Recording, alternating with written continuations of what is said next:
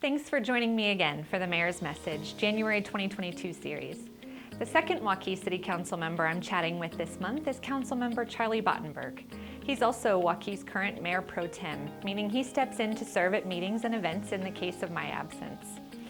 Council Member Bottenberg joined the City Council in 2017 and was just re-elected and sworn into his new 4-year term.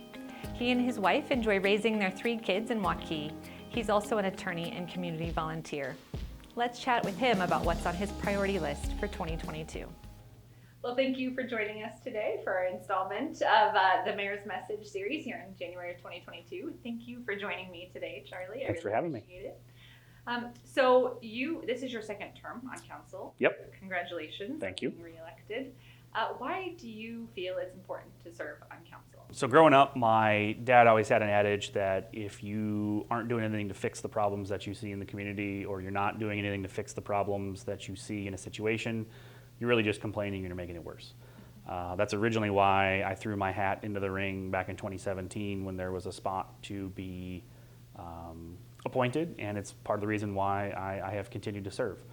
I have kind of 3 main priorities that I'm trying to do in this next term. One, continue our impressive green space expansion. When I first started in 2017, we were behind on parks. Since then, we've built several parks. We've updated our ordinance so that you get more green space when developers come in. Just trying to make sure those things are taken care of.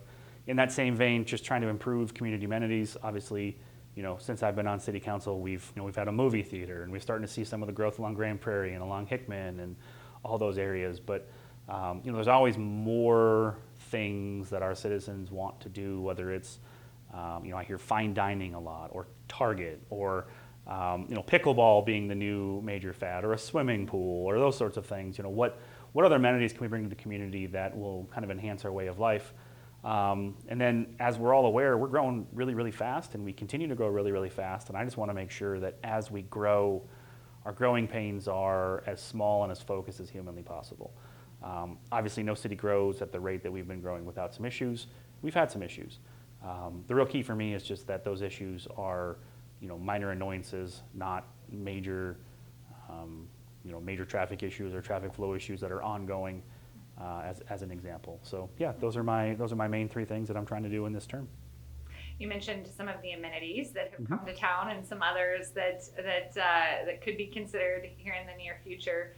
A lot of those things we get told by residents and our direct feedback from the community. Yes. So can you talk a little bit about that process? Sure. So obviously there's a email, the entire council link on our website. Any resident, any person can go onto that link, and it emails everybody. I enjoy constructive feedback when it comes in, keyword being constructive. Obviously, if you feel like yelling at somebody, you're not going to get a whole lot of what you're looking for probably, but none of us claim to be an expert at everything, right? I'm an attorney, right? I don't do economic development. I don't do marketing. Those are not my strengths. So when somebody who is in the community, who has experience in that, has ideas, has thoughts. One great example is this last year, somebody said, hey, we have a ton of baseball space, we have a ton of soccer space relative. We don't have any basketball courts. I'm not a basketball kid, right? I grew up in Minnesota. We played hockey. Well, we're way behind on hockey stuff. That's a different story. But when I go to a park, I don't think about that. Great feedback. Now I see that everywhere I go, and hey, let's make sure we get basketball courts at some of these new parks, right? People want splash pads. People want pools. The Fox Creek Park is as large as it is, and frankly was expensive as it is, because we wanted to put so many amenities that the community wanted to see into one space. We've got 2 or 3 more that are coming up that could be the same size, maybe bigger. But without community support, without community engagement, whether it's email, whether it's stopping us in Hy-Vee or Aldi or wherever it is, it's really tough to know exactly what people want. Absolutely.